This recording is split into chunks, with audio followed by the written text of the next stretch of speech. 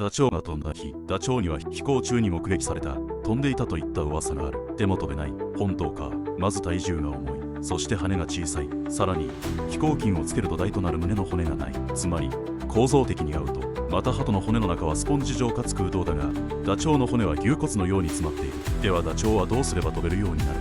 体重を100キロ以上減らして羽を3倍にして胸骨を生やすと飛べる。そんなダチョウを見たいならコメントへ。空を捨てた代わりに最大の鳥という称号を得た。それがダチョウなのだ。